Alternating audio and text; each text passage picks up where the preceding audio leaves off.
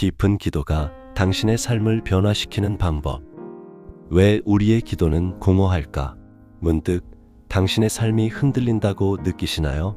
간절히 기도했지만 여전히 알 수 없는 공허함과 불안감에 시달리고 있진 않으신가요?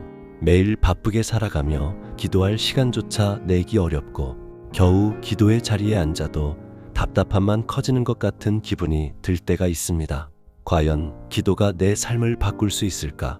하나님은 정말 내 기도를 듣고 계실까? 이런 의문들이 우리를 지치게 만들기도 합니다. 하지만 성경은 우리에게 기도의 진정한 본질이 무엇인지, 그리고 그 기도가 어떻게 우리의 삶을 근본적으로 변화시킬 수 있는지를 분명히 알려줍니다. 지금부터 우리가 놓치고 있었던 기도의 깊은 의미, 즉 깊은 기도가 무엇인지, 그리고 이 기도가 당신의 삶에 어떤 놀라운 변화를 가져올지 함께 탐구해 보겠습니다. 깊은 기도란 무엇인가? 우리는 기도를 흔히 하나님께 무언가를 구하는 행위라고 생각합니다. 물론 그것도 기도의 한 부분이지만 성경이 말하는 기도는 그보다 훨씬 깊고 풍성합니다. 기도는 마치 자녀가 사랑하는 아버지에게 나아가는 것처럼 하나님과의 친밀하고 인격적인 교제 그 자체입니다. 로마서 8장 15절은 우리에게 너희는 다시 무서워하는 종의 영을 받지 아니하고 양자의 영을 받았으므로 우리가 아빠 아버지라고 부르짖느니라 라고 말씀합니다. 하나님은 우리의 청원서가 아니라 우리의 아빠 아버지이십니다. 이러한 관점에서 볼 때 깊은 기도는 단순히 말을 많이 하는 기도가 아닙니다. 그것은 삶의 모든 영역에서 하나님을 의식하고 그분과 연결되려는 지속적인 호흡입니다. 데살로니가전서 5장 17절은 쉬지 말고 기도하라고 권면합니다. 이는 특정한 시간과 장소에서만 기도하라는 것이 아니라 우리의 삶 자체가 기도가 되고 모든 순간에 하나님과 연결되려는 의지를 가지라는 의미입니다. 또한 깊은 기도는 하나님께 모든 것을 솔직하게 아뢰는 것입니다. 우리의 불안, 분노, 슬픔, 심지어 하나님을 향한 의문까지도 숨김없이 내어놓는 것이죠. 시편 62장 8절은 백성들아 시시로 그를 의지하고 그의 앞에 마음을 토하라. 하나님은 우리의 피난처시로다 라고 말씀합니다. 감정을 숨기지 않고 아뢰는 것이 진정한 친밀함의 시작입니다. 무엇보다 중요한 것은 깊은 기도는 경청하는 기도입니다. 일방적인 요청이 아니라 우리가 말을 멈추고 하나님의 음성을 기다리고 듣는 것입니다. 이는 주로 성경 말씀을 묵상하며 이루어집니다. 말씀을 통해 하나님이 우리에게 무엇을 말씀하시는지 듣는 것이죠. 그리고 때로는 즉각적인 응답이 없을지라도 하나님의 때와 계획을 신뢰하며 인내하는 것이 깊은 기도의 핵심입니다. 깊은 기도가 당신의 삶을 변화시키는 방법. 그렇다면 이처럼 깊은 기도는 우리의 삶에 어떤 실질적인 변화를 가져올까요? 단순히 우리가 원하는 것을 얻어내는 것을 넘어 기도는 우리의 존재 자체를 변형시킵니다. 첫째, 내면의 평화와 안정입니다. 세상의 혼란과 불안이 아무리 거세도 기도를 통해 우리는 하나님의 임재 안에서 흔들리지 않는 중심을 갖게 됩니다. 시편 23장 1절부터 3절은 여호와는 나의 목자시니 내게 부족함이 없으리로다. 그가 나를 푸른 풀밭에 누이시며 쉴만한 물가로 인도하시는도다.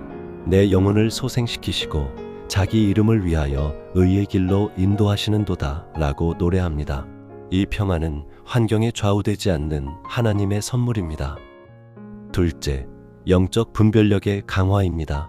깊은 기도는 우리의 영적인 눈을 열어 사단의 교묘한 간계와 세상의 거짓 유혹을 꿰뚫어 볼 수 있도록 돕습니다. 우리가 하나님의 뜻을 구할 때 성령님께서 우리를 진리 가운데로 인도하시기 때문입니다.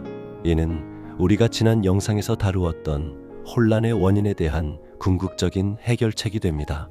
고린도후서 10장 5절은 모든 이론을 무너뜨리며 하나님 아는 것을 대적하여 높아진 것을 다 무너뜨리고 모든 생각을 사로잡아 그리스도에게 복종하게 하니라고 말씀합니다.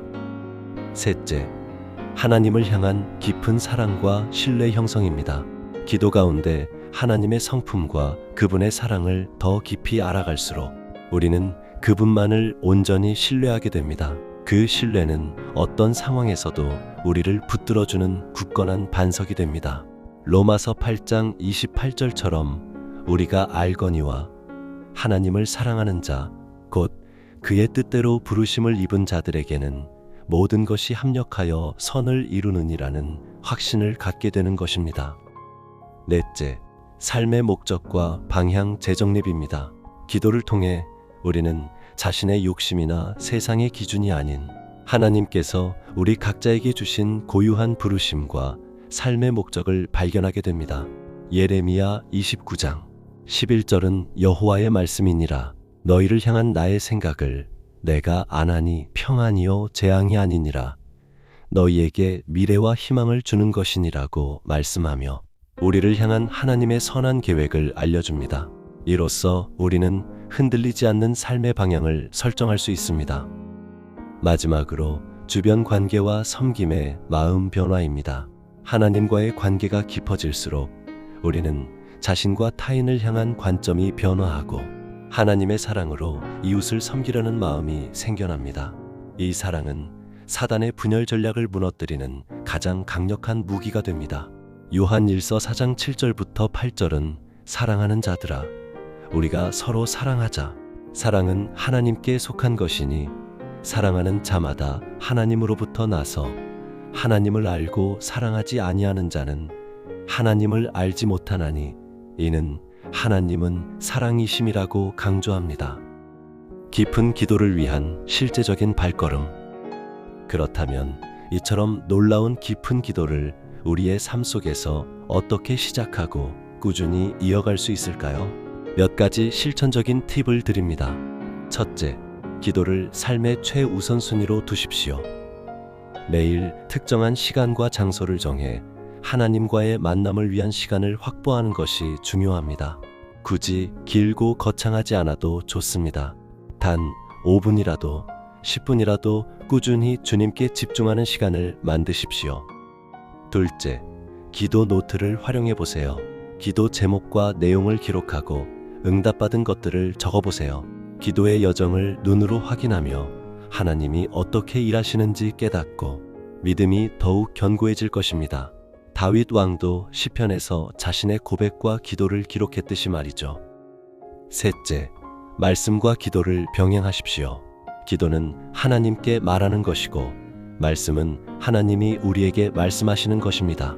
말씀을 묵상하며 기도할 때 기도는 더욱 깊어지고 하나님의 뜻을 정확히 분별할 수 있게 됩니다. 넷째, 기도 동반자를 찾거나 교회 공동체 안에서 함께 기도하십시오.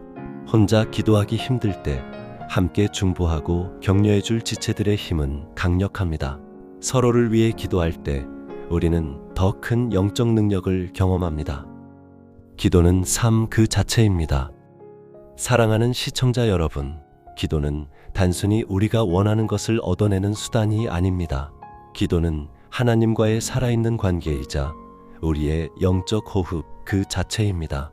기도를 통해 우리는 하나님의 임재 안에서 평화를 찾고 혼란 속에서도 진리를 분별하며 흔들리지 않는 삶의 목적을 발견합니다. 오늘부터 여러분의 삶에 깊은 기도를 시작해 보세요. 즉각적인 응답이 없더라도 하나님께서는 이미 여러분의 기도를 듣고 계시며 여러분의 삶을 가장 선한 방향으로 이끌고 계심을 믿으십시오. 기도를 통해 하나님의 임재를 경험하는 순간 당신의 삶은 이미 변화되고 있습니다. 당신은 혼자가 아닙니다. 다음 영상에서 또 만나요.